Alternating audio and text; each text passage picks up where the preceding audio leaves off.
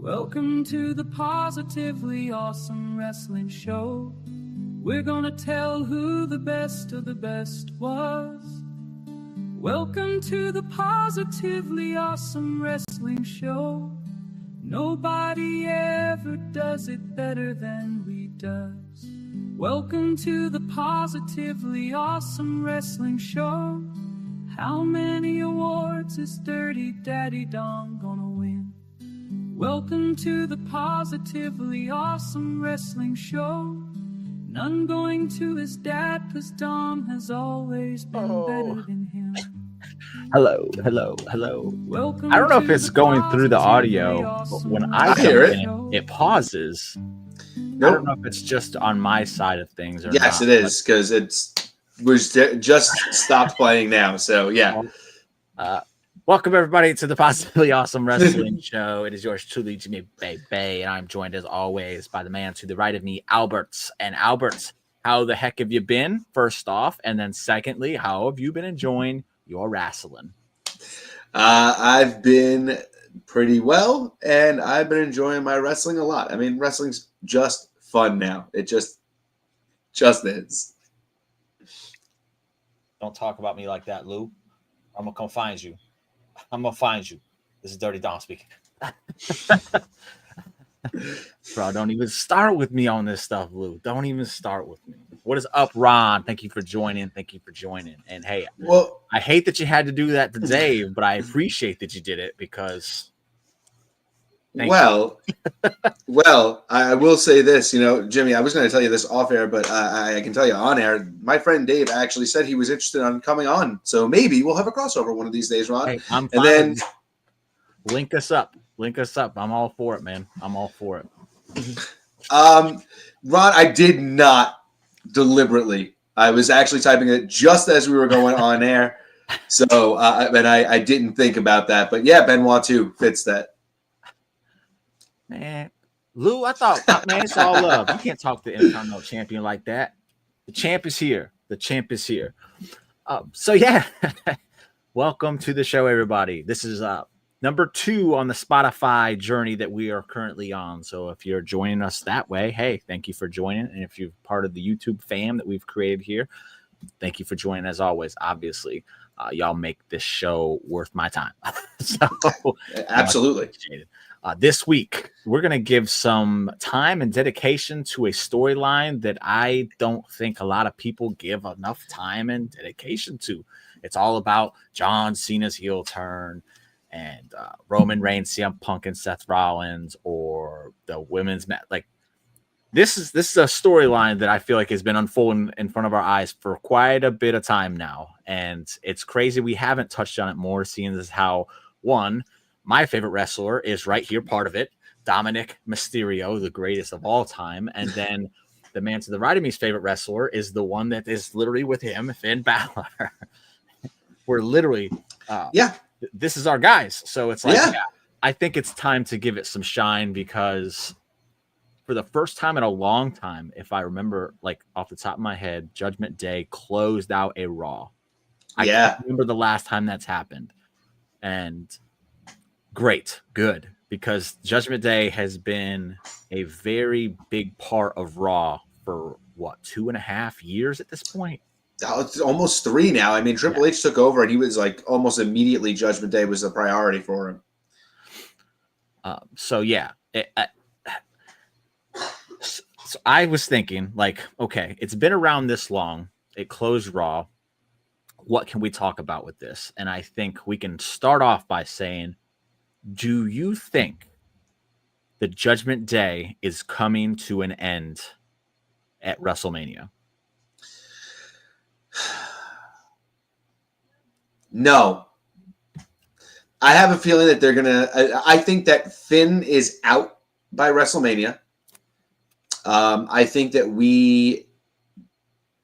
that Judgment Day is still going to be around, and I think it's going to be around to a point that when JD McDonough does come back and he's able to wrestle again, I think him coming back is going to be an interesting arc in that story, because who's he going to side with? Is he going to go back with the guy who trained him, or is he going to go with... Right, and I think that that's why Judgment Day doesn't go away. Maybe a new member gets added, but I definitely know that Finn's going to get subtracted. It's obvious that Finn's the odd man out. We're seeing a lot of these backstage segments where Liv and Raquel are together, Liv, Raquel, and Dom are together, and everywhere that Dom goes, Carlito seems to be. So where's Finn? Is he off by himself this whole time? You know, like, why does it seem like Finn's always walking into the locker room and not there with everybody else like it used to be? You know, there's a lot of intrigue going on there. It paints the idea that Finn is the one on the outside looking in. But I can flip this and say maybe he's the one on the inside and it's someone else who's on the outside that just so happens to think they're on the inside, if that makes sense. Sure. It could be literally a situation where Finn is out looking for a new member. Finn is out with JD checking on him, and it's, hey, Liv, keep your eye on Dom because he's kind of a loose cannon at this point. And it could be Dom that is the one that gets the boot. This is a very big possibility. Sure. One of them has to come out as a babyface. And if you're asking me, and as a biased fan, this isn't the Dirty Dom fan. This is literally a wrestling fan, and based on like how I see things. If you're asking me who has more potential as a babyface to have a nice run, I think Dom has more potential at this point than Finn does. Because Finn's babyface runs have never really gained any traction. So here's where I can disagree with you, though. Okay. When we think of Finn and we think of the Demon. Doing good, Nick. We think of babyface Finn, right? I mean, the Demon characters only appeared once was Finn as a heel. I think that puts Finn in a better position to elevate himself up to the top of the card where he needs to be, where I in my opinion, he needs to be. And I don't think he gets there as a heel right now. I think that, yes, there is a very strong amount of baby faces in WWE. Yeah. I think that after WrestleMania, though, someone's going to have to look like a threat to John Cena. And I think they can build Finn Balor up.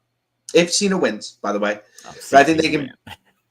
Look, I believe so, too. That's a whole different either podcast or part of a podcast that we, because it's a whole different conversation. But I think that between, even if Jey Uso wins, I don't believe Jey Uso is going to be a long-term champion. I think that there needs to be they need to start stacking in the way of babyface challengers for heel champions, because I think that's where WWE's at right now. So, yeah, Lou, this is a popular opinion. And again, I'm not against it because it's kind of what I had laid out during his trajectory to become the next big thing in WWE back. I don't even know the date at this point. That was part of the projection.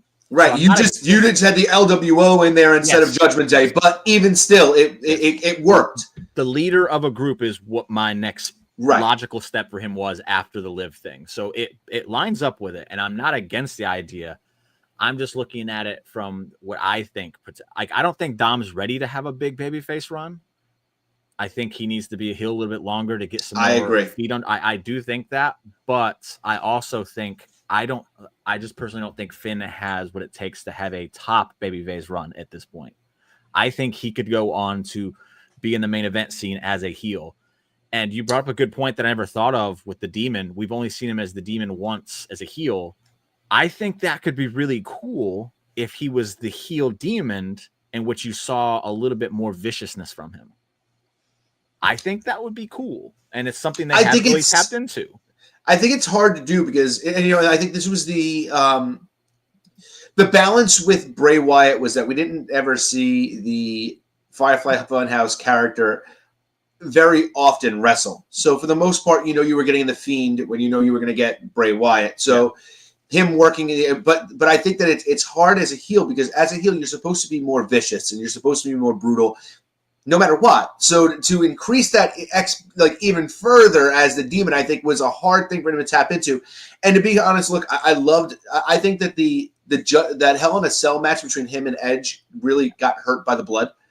And, having like that cut, happening and, kind of took away from the match. I think it could have been a lot better. But I think that they were telling a good story, but I think it was very noticeable to me that Finn was finding it hard to tap into being the Demon because he's already tapped into this side as being a heel, It's like he's got to go heel even more on top of the heel, and sometimes it's a little bit difficult to do. Okay, I'll touch on this comment real quick. Ron says Dom has too much heat. Imagine in caps trying to make 2005 Edge face. I'll say this as someone who's been a big pusher of Dom being the best heel in the business. His heat has gone down significantly since I would say Survivor Series time. Yeah, it's not what it was. He still gets heat, but there's also been times where people are cheering for him. Go back and watch the match against Gunther. Cheering for Dom. Yep. So that's why I think there's the potential there. I just don't think in ring he's ready. But I always said he needed to go to NXT to figure himself out, and he didn't. So I probably don't know what I'm talking about here, but just my opinion on it. He's doing the best work of his career as a heel right now. He's not doing too much. He's doing just enough to keep himself where he needs to be. And we know that when that babyface run comes, all those lucha moves and stuff like that he used to do are coming right back out. He's not using them now because why would he use them now? I love that he does this because a lot of people don't do that, and it doesn't make me mad. It's just come on, man. Lean into the character work a little bit more. Stop doing the things fans want to see. Do the stupid stuff. And Dom has done it, which is why I say he's a lot better than people want to give him credit for. I agree. Because he understands things that other people just don't seem to either one, know, or two care about. And I do. So I really appreciate that he does it. And that's why I rate him so highly. Nick says, I think Dom should bring in AJ Styles to the Judgment Day to oust Finn and have Dom be the new leader with AJ in the mentor position. I just don't know how that would work with if Dom's the leader, if AJ's second in command type thing. I don't know how that works. So, I mean, it could be all right, so Evolution, Triple H is a leader, but Ric Flair was there to kind of be the guy in his ear. And I feel like that's what they could do with that. AJ's the guy in his ear saying, hey, okay, look, you're in control. The decision's yours. Here's, hey, and he can go to, hey, AJ, what do I do in this situation? We're kind of getting a little bit of that now, though, with Finn. Yes. Because when he's on Dom's side, he's telling him things in his ear to make him think things. But in all reality, the idea is Finn don't want Dom around. He's getting kind of fed up with him. So let's do these two comments and then we'll go back to the next question. Ron says, technically Dom did go to NXT while being, he did. He did. And he chalked it up to, it was an opportunity. So he was like, yeah, I'm going to do it. It wasn't that he needed to, because at that point he was doing he was the top heel at the time when he did that. Nobody was getting more reaction than he was. So, but it was very fun to see him get that singles title. Hold on. And I think it added to Dom's, it added to Dom's credibility. That title right there, baby. There you go. I was wearing the IC title at the beginning because that's the title he's going to be getting at WrestleMania. But this is the title right here. It's beautiful, and I love it. Harry says AJ is too big of a star wise for Judgment Day. I don't think that's the case, but if he's not the leader, I don't like it, and that's my thing. And then AJ has been under Christian and Angle and TNA, which I thought was insulting in real time. But AJ, at the time, AJ wasn't at the level those guys were, so that made sense. So I think that, and Ron, I get what you're saying because I see where you're coming from because I was an avid TNA watcher at that time. And you saw that they made AJ this big time, he was a former world champion there. And then it almost seems like they dumbed him down to be a lackey. But I also think that it was the best thing for him because AJ Styles backstage with Christian Cage and Tomko was the best character work AJ Styles I think has done in his entire career. He was goofy. He was fun. He was, he was a little bit he was a little bit more I guess almost like himself at that time. And I think they allowed him to, that allowed him to get over a lot better. They became a bigger babyface because of it. Yeah. And then Nick says he has to disagree because they said AJ was too big a star for Bullet Club and they were wrong. I can't speak on it because that part I just don't know. But I would say he's a significantly bigger star now than he was then. Oh, yeah.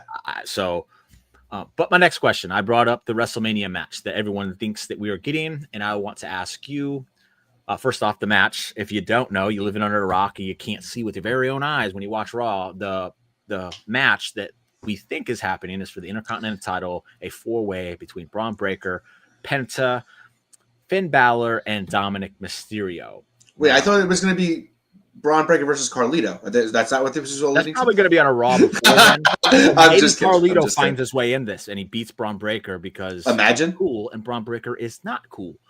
But as of the standings today, Braun Breaker versus Penta versus Finn Balor versus Dominik Mysterio. Do you think this is the right match for not only the Intercontinental title, but for this storyline that's going on right now? Yeah, I think it's actually perfect. I think that there is, look, I think there's a capacity to do a multi-man or multi-woman match per night at WrestleMania. I think that it's weird if they try to mirror it and they're like, oh, we're going to do a ladder match on both shows, or we're going to, I think that if you're going to do a ladder match, I think that there are plenty of women on Raw or on SmackDown that can be in a ladder match for either the U.S. or the Intercontinental Championship. I think that would be much better than just throwing another two people who have nothing to do with what's going on into this story. And look, it's easy to do. I can make an argument right now that if you threw Sheamus and Ludwig Kaiser into this match tomorrow, no one would really care. If they made it a ladder match, it would probably be awesome. But I feel like the focus would be off the story. And they're telling a really good story. Ludwig would make a little bit of sense because he had the thing with Penta, and then he's also been seen backstage talking to Dom. So right. There's traction there. I don't want to see it. And I'll get to my reasoning when you're done. But and it's same with Sheamus. Like I would love to, there's a part of everybody that would be like, oh, he could win the Intercontinental title at WrestleMania, which would be a great tease that we've had for 2 years in a row now. I feel like, I feel like that's been like the story. And unless they're going to pull the trigger, which I don't think this is the right time to do don't even make it an option. I think right now you're right. The Fatal 4-Way makes the most sense. I think that you put him the spotlight now it's not just about the Intercontinental title, but it's putting the Intercontinental title into a spotlight because there's an already made story that's being added on to the even like the stakes of being a champion. You have this inner, struggle with the Judgment Day, which now Penta is a part of because Dom tried to get him to join. You have, a guy like Breaker who's now trying to just navigate through all of these guys now, and they're all fighting amongst each other. I think it's a really right. He's like, there's a tornado going on, and like at the center of it is Braun Breaker holding the Intercontinental Championship. Let me get some of these comments real quick, and then I'll get to mine. And see, again, I think the women's IC title match makes more sense for that. I just because we've seen this plenty of times. So continue the tradition. Just let the women have it so that they get one of these cool matches to celebrate the first year of having the IC title on Mania. Like that's my idea. That's my opinion on it. I think it's good for the IC belt and help. Nick says I think it's good for the IC belt and helps Mania card by having complete cluster on one of the nights of Mania. I'll agree to disagree to an extent on that. And then Ron says I don't care what anyone says. Close down night at Mania is a main event as far as I'm concerned. Absolutely. Okay. So I'm not mad at this match because it's a cool match, and I think there's a lot of ways they can go about the story between Judgment Day happening right now, or just letting Braun Breaker just continue on his. There's a lot of roads leading out of this match, and I'm all for that. Give me options, and I'm hooked because I don't know who's going to win this match at this point. Right, and any one of them makes a great story if any one of them wins. So they could have Braun Breaker win and continue his trajectory to be, big dog. They could have Penta win it and, crown him as one of the top new guys here. Like he came in right there before the Rumble and then, win the belt at Mania and then continue. Like that makes sense. And he's hot and the people love him. So do it. That makes sense to me. You could finally crown Dominik Mysterio. Yes, please. And I think that would give him a little bit more weight if he's coming out of this as the leader of Judgment Day. If not only he won a title, but he won a title in a match against Finn. Or he could have Finn do it, which would then make the Judgment Day thing a little bit more cloudier because then it's like, how are you going to kick me out when I'm the one holding gold and you guys aren't? So there's a lot of roads and I like them all. Personally, if I had the pen, I would not have this match made though. I would have the match be Finn and Dom one-on-one at WrestleMania. And maybe you do it for Control of Judgment Day. I don't know. I just don't like I don't want to say I don't like the idea because I just said that I'm cool because of the roads. I just prefer the 101 because we've got 2 triple threats already. Now we're 2 in a 4-way. I can imagine there's going to be more multiple person matches, and I know it's I complain about an AW. They do a lot of multi-person matches, and it kind of gets tiring at points. So I don't want to be a hypocrite. Like too many multi-person matches on a pay-per-view is like, come on. Right. And we know we have 2 nights. Yeah. But come on. You can't. WrestleMania is supposed to be like the pinnacle. Like to get on this show is because you're at the top of the game. You shouldn't just be cramming people on. This is what Vince used to do. And that's what made the card so long. And it was like, don't do that. The best of the best, the ones that are carrying the show should be getting on Mania. And I think Finn and Dom's story warrants having a one-on-one match at Mania without having to cloud up the IC title match. I'm okay with that too. I'm totally okay with that too. And look, you can add other people to that Intercontinental Championship match if you want to as well. Because I guess people are going to argue that, well, we just saw Penta versus Braun, on Raw, So, okay, if you don't want, But they did that match because of the, in my opinion, again, they're clearly going with the multi-man match. So they went ahead and got that out of the way. And it's like, you could have just savored that. You could have had them just like winning matches up to Mania after Penta, said, hey, I'm coming after you. Have him just like, taking people out one by one like he has been doing. And then earns Braun's respect and they get the match. And then, hey, it's a match just between those two. I wouldn't know who's coming out of Mania with the win. And those are the kinds of matches you want at Mania. Ones where people are completely invested because they're like, I can see this going both ways. And I wouldn't be mad if either one of those guys won. That's how you get people more like, yeah. You get them more excited for the match. So, see, the old way of thinking, and this is the way they used to do it, and I actually appreciated this more, is that those multi-man matches were put on like the lower tier pay-per-view cards. Again, it was more fun. It was to drive story forward. So you put this big multi-man schmaz there, but then at WrestleMania, SummerSlam, Survivor Series, it's the culmination of all the big stories. Then there's a lot more one-on-one matches because that's what it is. It's like high stakes for, the really tippy top wrestlers to get there. You could have 1, maybe even 2. Like if you can argue, I can argue that you could have like a big multi-man match and a triple threat, and I wouldn't be so mad about it. Yeah. But if you're doing it every pay-per-view and you're doing a lot of it at WrestleMania just to cram people on the card, I'm not a fan of it. And Lou asks Roman, Punk, Rollins, and then Rhea, Io, and Bianca are the 2 triple threat matches. Correct. Io, Rhea, and Bianca hasn't been made official, but it's kind of like this match, what we're talking about now. It's clear that that's the road they're going. And if one of these wasn't existing, I probably would be less judgmental of this one, of the 4-way. Yeah. Because you already have 2 triple threats. And now you're like, let's have a 4-way too. And it's like, so 3 matches, you have 10 people. Come on. It's a little much for what's supposed to be like the granddaddy of them all. And you got to think that at least 2 of these matches are going to be on the same night. Yeah, so exactly. So and now if you're adding in a Intercontinental Championship, Women's Intercontinental Championship ladder match on top of that, that means that each card now has a triple threat match, and I don't know, either a 4 or a 6-way, something like that. I can imagine the tag team titles on SmackDown is going to be a multi-team match. That's because look where that's leading up to. So it's like, oh man, this is a lot. It's a lot. So will it be hectic and crazy? And in the moment, will I absolutely love it? Yes, more than likely, of course. This is just, again, leading up to it. It's like, come on.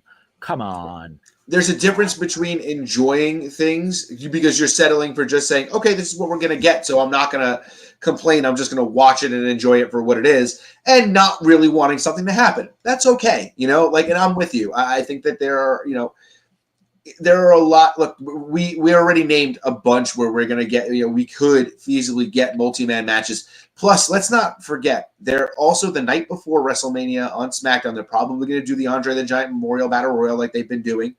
Yeah. Every year. So now that's more people that they can throw into that. Like if you really want to get Andrade.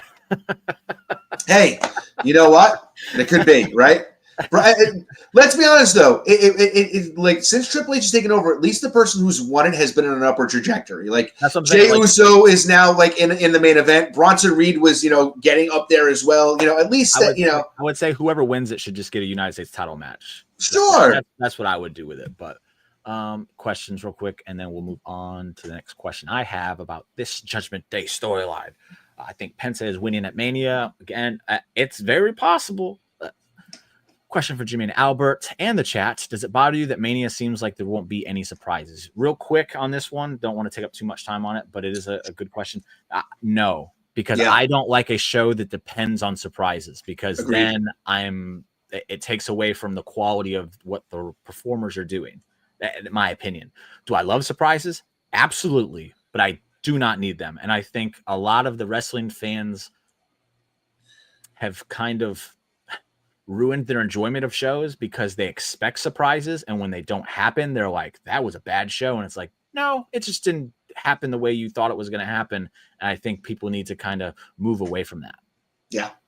The other thing is that, if we know what they are, then they're not surprises, right? So who's to say that we're not getting some surprises? I think that if you're saying, Ron, and maybe I'm reading, maybe I'm trying to read into this too much, is that it doesn't seem like that, on the way there, we're getting too many, people coming back, maybe some debuts or something like that. Yeah, I can understand that, but I also think that we're at a point where the superstars that the WWE have right now, there doesn't need to be these big, reaches back to, the old school right now, because I think the guys that they have right now are literally carrying the company very well. I mean, there's an embarrassment of riches at the top of the cards on both brands that I don't think we've seen since the inception of the roster split. There are multiple people that could be main eventing WrestleMania against Cody Rhodes or against Gunther right now, and people would just be like, okay, well, that makes sense. And I think that that's a great position for WWE to be in, because they're building more stars. They're making more people now sit there and tune in and say, I don't need Bad Bunny in a match, or I don't need, Austin to come back. As great as both of those would be, not saying I don't want that either, but they don't need to rely and depend upon that right now. They have a good roster that they can get butts in the seats no matter what. I think WWE's done a really good job since Triple H taken over of kind of doing surprises, but not having them all muddied up. There's lots of distance between these surprises. Yeah. And I think that's good, because when you become dependent on them, again, I think that ruins your enjoyment of shows. Right.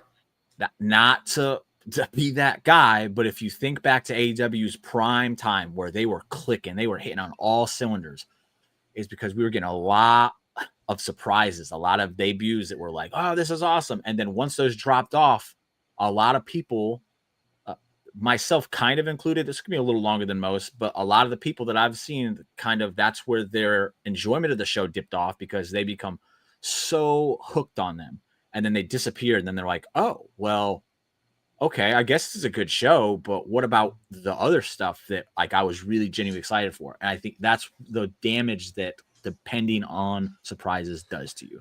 So I think it's good that if you're not expecting any, that's good. You should just appreciate what they're probably going to give you. And then if you get them, it's like, that's awesome. This is cool. I mean, there was a point where we had Adam Cole and the American Dragon Bryan Danielson debut on the same night in the same segment. I mean, how are you topping that as a company? It's just hard to do no matter what. Even with WWE, when Survivor Series hit, it was like, oh my God, CM Punk's here. Yeah. Wow, that's nuts. And that was on top of having Randy Orton return. Yeah. What, 40 minutes before that? Yeah. Some of these things get, lost in translation, and people then are like, the next couple of pay-per-views after Survivor Series, people were like, oh, these aren't anywhere near as good as Survivor Series. Yeah, of course not, because you can't have these giant returns every time. And I don't think WrestleMania needs it this year. For every return you bring in, someone that's been on the show week to week is getting bumped off. And then you want to say oh, why aren't they using this person? Because there's only so many minutes. And Nick here has just said Triple H has proven to be very good at getting the roster to maximize their minutes. To an extent, I will say, yes, he's done a much better job than other people for sure. I think that there's still some room to grow there, but that's for another day, and I will leave that one alone. Yeah, because, look, I'll say the most controversial thing in the entire world right now, and we can talk about it or not, but Vince Russo was the best at doing that. There was, 2 hours of airtime, and every single person that was on that show had a character, had a story, had an arc, and even if they were on the show for 30 seconds, it was it was Crash. Look, it was Crash TV, no matter what. But I'm just saying that even if they had 30 seconds on that show, they had 30 seconds on that show. Everybody was always featured and moving around, and people always, there was always something going on with them. It felt like it mattered. Yes, I don't want to give Russo all the credit. I will say that him and Vince. The Vinces work really well together and making that happen. I agree. I've given Russo praise plenty of times in the past for that. I think he's out of touch now, but back in the day, that man did some things, and I will never ignore that. That's silly. But back to the match at Mania we were talking about. So with that said, do you see either our boys Dominik or Finn Balor walking out of WrestleMania? Here, I'll put it up for you. I see you seeing it. Nick says Albert's spitting some facts. I mean, tell me what I'm telling lies. He was. But do you see either Dom or Finn walking out of WrestleMania? Give me a percentage of either one of them walking out of the title, out of WrestleMania with the title, and not only the percentage, who? Okay, so I guess here's how I'll put it. I think there's about, I'd say, all right, there's about like a 40% chance that Braun Breaker's winning. I'd say there's about a 20% chance that, maybe like a 25% chance, maybe, that Penta's winning, and then Dom, and then Finn. You know what I mean? Like, I think I don't think that either of them right now are in the position where they need that championship, because I think this feud can get dragged on a lot longer because they're not doing this match one-on-one at WrestleMania. So at a point, you've got to think that they're going to, this is going to be, down the pike. There's going to be, there's a struggle right now. I don't think that Finn has, I don't think it makes sense for Finn to win right now. I think he needs to lose. And I think because he needs to blame it on somebody. And I think that he can blame it on Dom. And that could either be that he blames it on Dom because, hey, maybe Dom, much like he did, kind of cost Finn the Intercontinental Championship. Kinda. I said kinda. Okay? It wasn't purposeful. But accidentally, hey, he, shakes the ropes, Finn falls, and now Braun, hits the Frankensteiner and wins the match, right? So something similar can happen in that match too, where now Finn can blame Dom for it, and now either Finn can get, like you said, we can see Finn get really devastating and almost turn heel again as a heel, like Dom did, or Dom can, be the one who's like the mastermind behind all of it, and now kick Finn out of the group and go, okay, now I'm gonna take care of you. Then I'm gonna go win the title that you cost me. First off, Ron says, fun fact, I was watching Russo versus Flair before Dave went live, and I have to ask you, Ron. Why? Yeah. Harry says, Penta has 50% chance to win, Dom has 50% chance to win, and then Braun and Finn both have 0. He given the champ 0% chance of walking out of Mania with his title. That's crazy. I don't know. I don't know if I agree with you there, Harry. Ron says, I say between Finn and Dom, one attacks the other after the match. It's very possible. Yeah. Possible. I'm now going to I'm going to put the fantasy booking hat on and tell you how I would like to see this play out. But then I'm also explaining how I think it's going to play out. First and foremost, percentage wise, 100% chance that Dominik Mysterio walks out of WrestleMania as the Intercontinental Champion. I'm staking my entire reputation on it, buddy. It's happening. I would have never saw that coming from you. See it happen is Bronson Reed returns, takes out all 3 other members of the match, and then throws Dom on one of them to reveal himself as the new member of Judgment Day. That's how I want to see it happen. In case you don't know and you've been living on a rock and you know nothing about me, I've been pushing for Bronson Reed to be the next member of Judgment Day since Damian Priest got the boot. Is Bronson Reed healthy? I don't know, but a few weeks ago, he was very active on social media. And then one day, he was walking again. He still had work to do, but he says, I'm going to be off here for a while. That tells me he's probably putting in a lot of physical therapy to get himself ready. That's where my mind goes in those situations. Again, do I think this is what's going to happen? No, I don't. What I think is going to happen is something very similar, but instead of Bronson Reed, it's going to be J.D. McDonough, because he did say he was going to be ready before WrestleMania.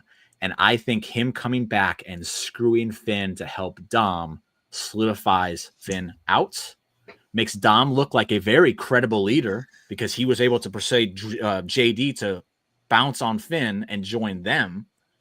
And then I would like to see the Judgment Day. I would like them to kick out Carlito. I like Carlito, but I think the comedic thing drags them down a bit.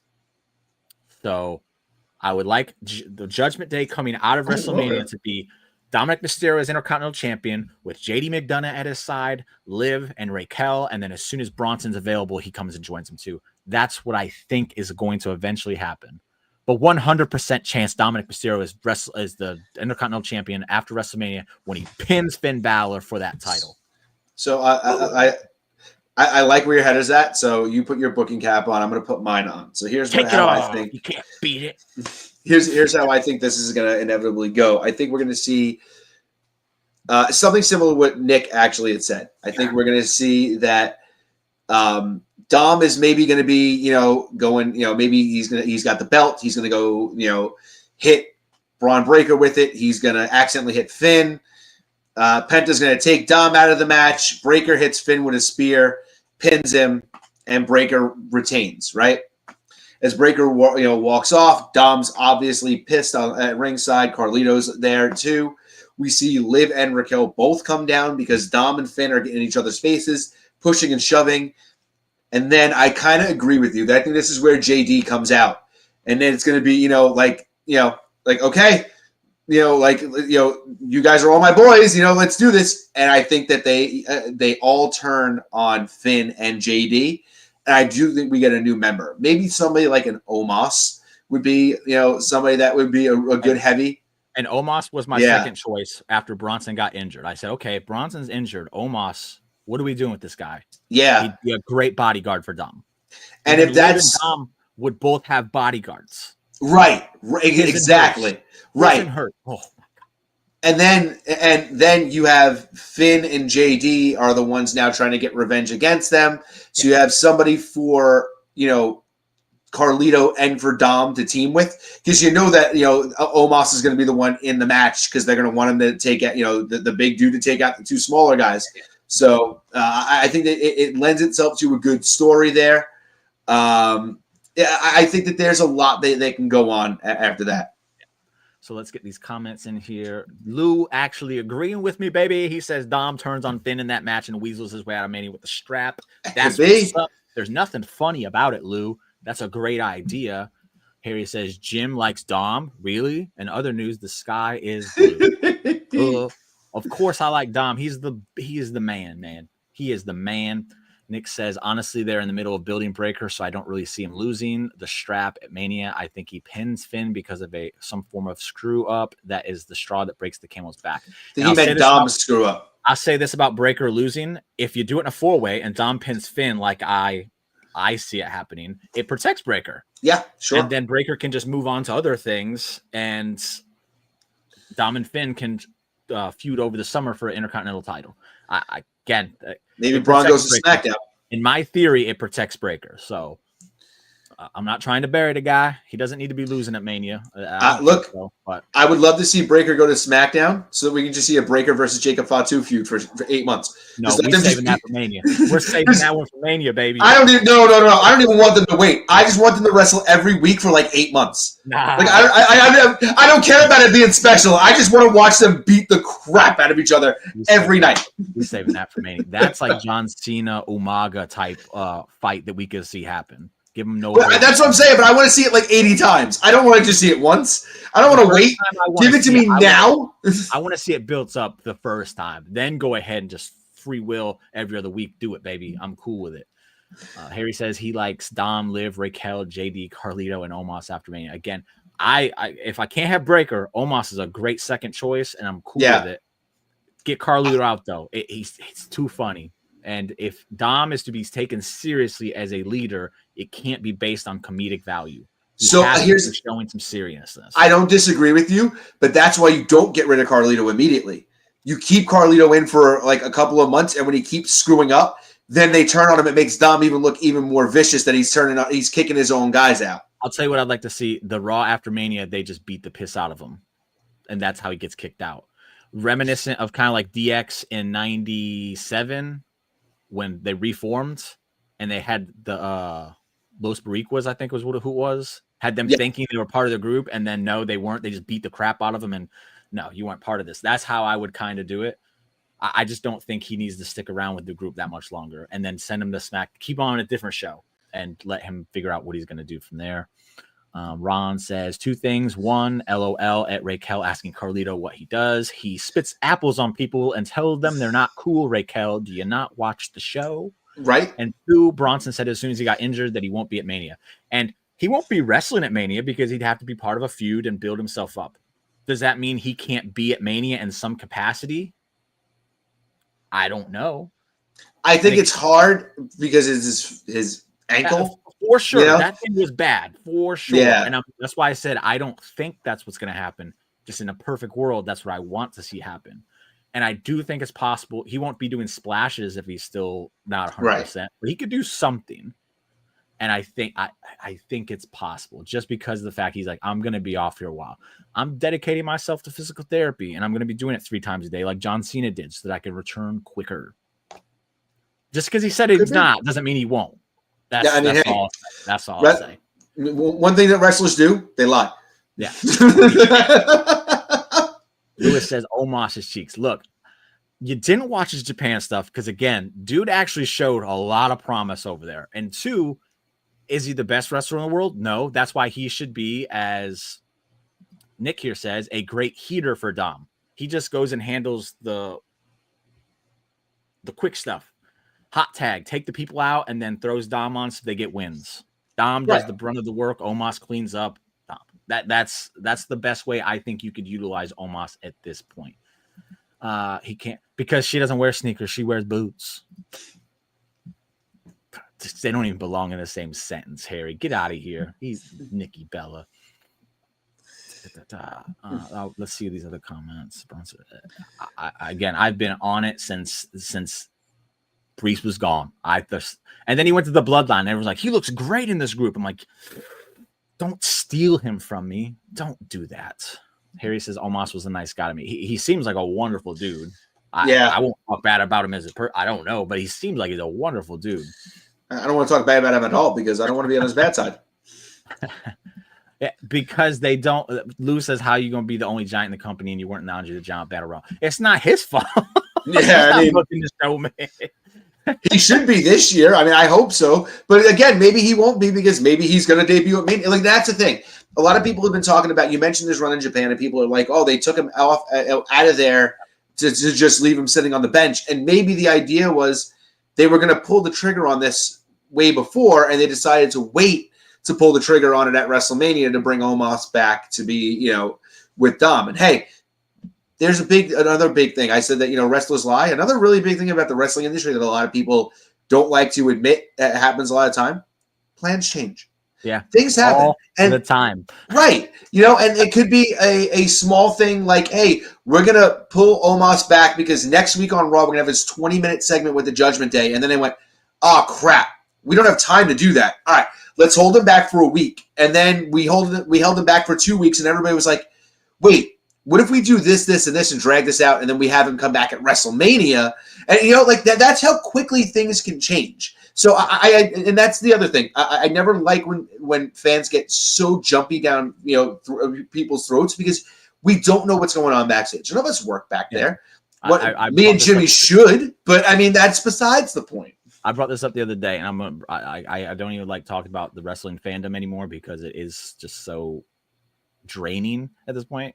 Yeah. But someone said something about, I don't remember who it was, but I was like, it's kind of psychotic. These aren't the words I use. I don't remember because, again, I try to just check it out. But it's pretty psychotic to speak for talent on situations when you literally have no clue on what's going on backstage and how things work. You just read some dirt sheets and think like that's factual. And it's like, yeah, but they got it from a second source who may have got it from another source. And by the time you're getting the information, it's like fourth, fifth hand information. And if you've ever played the game of telephone, you'd know what I'm talking about. It doesn't work that way. So, and again, as I say this all the time, I bring it up. Bradshaw literally said they used to lie to get people to put out false information so that the good stuff, the stuff that was really going to happen, would be shocking. So it's like, yeah, that makes sense, which is why I think people are crazy when they speak on things based on things they heard from somebody who is an insider to the biz, when in all reality, they're not. They're on the outside and they think they are friends with someone on the inside. It's all silly. So, which I think the best example of that was the Drew McIntyre and LA Knight thing from the Royal Rumble. Yeah. Because like everybody went off on that, and I was sitting there for like 20 minutes, like just in my head, like just laughing, because I'm like, these dudes were in a group together in Impact like years ago. They're friends. Like they've known each other for a long time. Even if Drew got heated in the moment, it's gonna just be something that blows over, because hey, guess what? People get heated in the moment. That happens. Eddie Guerrero got into a fight with Kurt Angle where they both afterwards were like, why did we eat? Why? Like Eddie Guerrero was like, why did I try to double leg takedown an Olympic gold medalist? And Kurt Angle is like, why did I retaliate against this? You know, like something so stupid when I could have just, you know, like people regret it all the time. I think Booker T and Batista had a fight at one point, and they both were like, man, this is the dumbest thing. I can't believe we did this. Yeah. Like, stop wrestlers. Like right, exactly. Like wrestlers are gonna get angry at each other, and friends are gonna get angry at each other. Like you're telling me that you haven't been friends with somebody, and at one point almost got into a fist fight with them. I've gotten into fist fights with my friends. I have, you know, friends who I've known for my entire life. If you haven't, I don't think you're really good friends with that person. Right. That's you know, how I see it. And that's the thing, you know. Like, so let's not put a lot of, you know, like. Weight behind all that kind of stuff. And let's just look, the idea, we call this the Positively Awesome Wrestling Podcast for a reason. We like to be positive. We like to talk about the things that we like. Are there things that we're going to dislike? Sure. But that's not where our concentration comes on, because why would we waste our time worrying about stuff that we don't like? Silly. It's absolutely silly. Lou asked, when is Bronson coming back? Any word? Again, I don't know. I was just basing it off of, again, when he got injured, he said he was going to be active because he had time to kill. So he was on his couch talking about movies and doing Q&As and all that. He was very interactive with people. Then the second I think he got the boots on and he was able to get off the couch, he said, I'm not going to be on here for a while. That's a man on a mission to me. Yeah, that's what that screams to me. So I think he's going to be back sooner than people thought. Will he be back by Mania? I don't know. I hope so, because that man was on the run of his career when this happened, and it sucks that it happened to him. So I would like him to come back and have all that momentum still, and I think the best way to do that is to throw him in a group that is on TV regularly and has multiple segments. It's not just so that way he's getting plenty of time to regain that momentum. And I think as a big muscle would be great, especially if on the other side of that, he could come out with something. Like if eventually he turns on Dom and takes the ice, like there's things that you could do with it if you did it that way. But there's other things you could do too. And I won't get too much into it because then I would just hurt my feelings that my thing didn't happen. See? Dude, I would have liked Drew. This would agree. I think, I hate to say this, because Drew and Damian have actually sold me on their feud. Yeah. I would have much rather seen this one, though. I think it would have been funner. I think this would have been big for LA Knight. Yeah. It would have shown whether he was able to swim in the deep ends with top dogs. I'm glad they put the championship back on him. Yeah. I think that it's a good move because it's going to give him momentum to get him into WrestleMania. But I think they did fail him at points where they could have elevated him higher up the card, and he could be in a spot where he could face a Drew McIntyre at WrestleMania. But they didn't do him any services in the booking department there. I think that he could have been made a much bigger deal than he is now. Like, you know, there was a point where he was feuding with the Bloodline, like the OG Bloodline, and then there were points where he was just feuding with Solo Sikoa after he wasn't the tribal chief anymore. And it's like he definitely dipped off a lot. Yeah, like, you know, yeah. Lou says there's been plenty of times he wanted to slap the piss out of Drip Jerk. Hey, Drip Jerk sounds like a jerk. I don't know who that is, but he definitely sounds like a jerk. I just want to. I don't like that guy. Imagine having a friend you watching a card live and he's all, is this real? Is this real? All throughout. I would just kick him out. I got time for all that. Have you ever watched like a wrestling event with a person who is very clearly not a wrestling fan, but not only not a wrestling fan, who's adamant about like telling you how fake everything is and trying to tell you like, oh, look what they look that you can tell they were talking right there. It is the worst experience.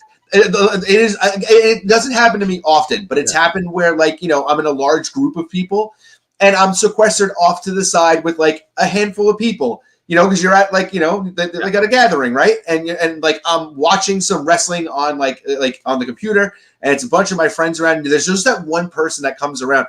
Oh, you guys like this stuff?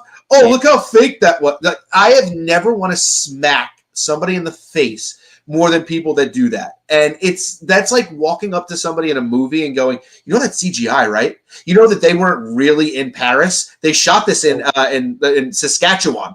Like, shut up. I don't care. I'm enjoying this. My favorite instance of this is my friend was like, I can tell what they're going to kick out because their eyes are open and they're looking at the ref. And I'm like, shut up. Who cares? Yeah. Right. You picked just the wrong thing. I said, do you know that they slap their thigh when they do super kicks? He goes, wait, what? And then he got up and he did it, and it was his favorite thing in the world. And I never had to listen to him talk about them wrestlers looking at the refs ever again. I flipped it on so quick, so I didn't have to listen to it. So I just don't like watching wrestling with those kinds of people. Yeah. So I just don't. That's really, I'm literally kind of because it's Mania weekend, and the only people going to be at those watch-alongs are going to be like real fans. I was going to say I'm a little bit dreading it, but I can't imagine anybody going to watch-alongs acting that way. For Mania in Vegas. I can't see it, so I'm not worried about it. So we're getting down to the closing time. So I'll ask one last question here. It's, again, more of what you think and personal preference. Because we're both of the assumption that someone new is joining Judgment Day for sure. Yes? Yeah, I think so. I would like you to tell me who you think it's going to be, and then I would also like you to tell me who you would want it to be. Okay. So there are two ways to go about this. I think that either option A, what I predicted before, Omos joins and, runs with Dom, Liv, Raquel, and Carlito. JD and Finn are both on the outs of that. The other option that there is, okay, maybe Finn, JD, Carlito are kicking Dom out of there. Yeah. And if that's going to be the case where Finn's going to be the leader now, and that would probably, more than likely mean that Liv and Raquel are leaving as well. Maybe, look, maybe not. I don't. The thing is that I guess if you're doing this, Finn wins the Intercontinental Championship, and I guess you could, have Liv go, Dom, whatever. Finn's more successful. I don't even care about, no, we aren't together. It's not about that. It's about being at the top. And I want to be with somebody who's successful. So however it happens, I think if Dom is going to be the babyface coming out of it, I think you got to give him the most sympathy possible. And I think having Liv turn on him would be crucial. Absolutely. Because she's way too good right now at being like the top heel in the women's division, baby. Oh yeah, who predicted that? Who could have predicted that? But we'll move on. But that's how I think. Like if Dom's gonna be the babyface, I think she would have to leave him, and he'd have to be on his own. Nobody, because that's gonna be the best way to get him the sympathy. Yeah. You can't bring anybody with him. He's got to be alone. He's got to 100%. So if that means that you're keeping everybody together, then I see that's the thing. I don't think Omos fits into that category now because. Not. Yeah, because now it wouldn't make sense. I'd like to see somebody maybe like a call-up from NXT, somebody younger, because you want somebody that Finn's going to mentor now, because now they have Carlito, and they have Finn, and they have JD. Yeah, I guess in a way, JD's kind of the guy that Finn mentors, but JD's been on the main roster for a while now. You bring up somebody young from NXT that's, on the cusp of breaking out, who would work well with JD? Because I feel like that would be the team. That's a good call. I'd have to think about it. I'm not 100% sure because I feel like the people that are close to coming up wouldn't fit that situation. Like I feel like the next act that's going to get called up is going to be or at least close to it, is going to be Tony D'Angelo. And I feel like if you're taking Tony D'Angelo out of NXT, you're probably going to bring everybody else with him, and you're going to make them, a stable and keep him a stable. And, Nick, I'm not even joking. I was thinking Charlie Dempsey too. I just don't know if he's ready yet. But I was thinking that too. I think he'd be ready to just be like the third member. Harry, Lexus King's a good shout. Yeah, that's a good one. Lou says Lexus King's a good one. He says call someone up or Carmelo. I think Carmelo works wonderful on his own. I don't think he needs to be with anybody. I don't even know if they're still doing that whole thing with the Miz. They really haven't. Like they dropped it after a couple of weeks, and I think it's great because I think that it's like they used it as a springboard to get him just a little bit higher, and then they disassociated them immediately, which was exactly what they needed to do. Harry says Lexus King. I'm sorry, I don't think Lexus King is it. He'd have to show me some mass improvement. And it's very rare that I'm going to say something like that about somebody. I just think there was a lot of hype of him coming into NXT, and I haven't seen him reach the potential I was told he has. Have you watched him lately? Like over the past couple of months since he's won the Heritage Cup? He's gotten a lot better. I saw him a few weeks ago. Is he better? Yeah, I just don't think there's something about it. It's like he's stiff. I don't know. There's just something about it. And hey, prove me wrong. I'll be glad to be wrong. I can't think of many people in NXT on the men's roster that are going to get called up that would fit this dynamic. Yeah, that's my issue with NXT. I agree. I do agree. An NXT call-up would make sense. I just don't know who. How cool would it be with Phoenix? Imagine that. Lou says Trick. No, Trick's about to be the leader of a group down in NXT, so that ain't happening, buddy. And he's a big baby face. They don't want to bring this guy up as a heel. He ain't gonna be a baby face for long, though. It looks like it. It looks like it. So if Obafemi loses the title, do you think Obafemi would fit in with AJ and Gru? Oh man. Obafemi as Dom's muscle would be beautiful too. Y'all know I love some Obafemi. I think Obafemi comes up. I think he's got to be by himself. I think he's just got to. I would love to see Obafemi come up and be the guy who is Omos goes on this tear as a part of being Dom's heater, and the first guy to take Omos down is Obafemi. Imagine, because Dom's got the Intercontinental title. Oba's got to get up there to kind of get his to get where he needs to go to get to be number one contender, and he a pay-per-view match where he beats Omos. Give me all of that.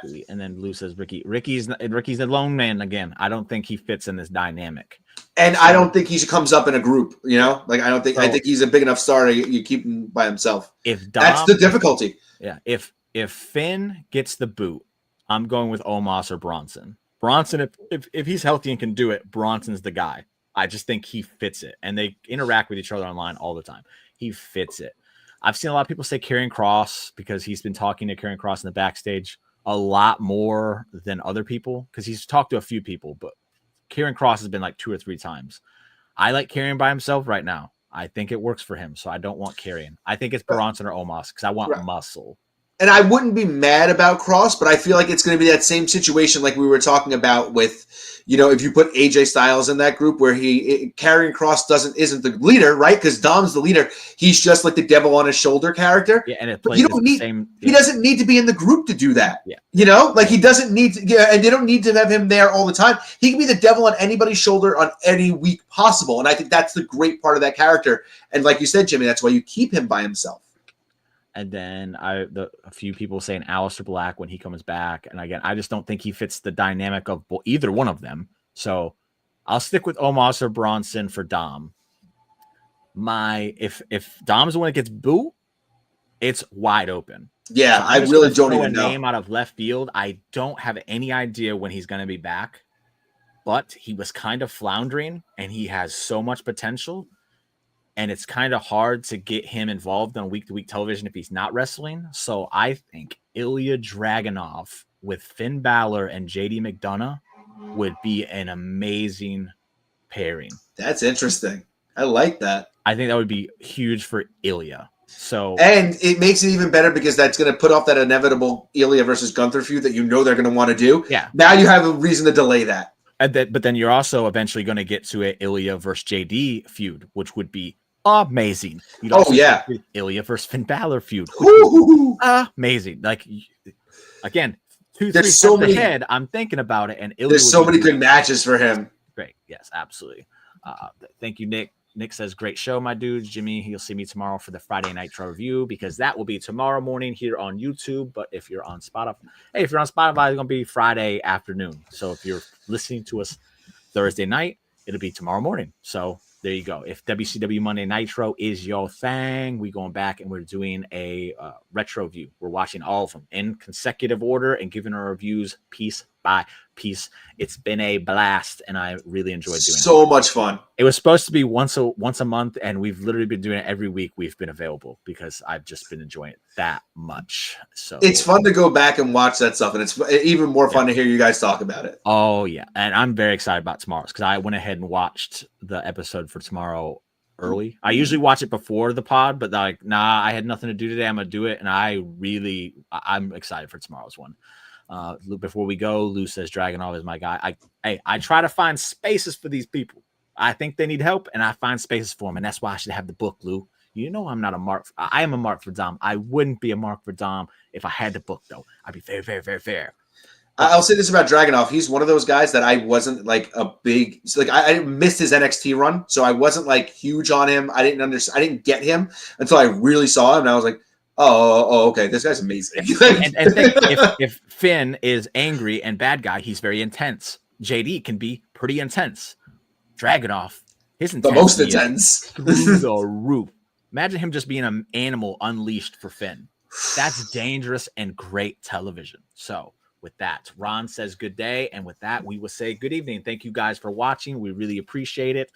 And if it's your first time listening here, make sure you go ahead and give us a follow. It really helps us boost and get more eyes on the show or ears on the show if Spotify is the way. So with that said, do you have anything you'd like to say before we say our goodbyes? 2 very quick things. Chelsea Green is still the best thing going in professional wrestling. Thank you.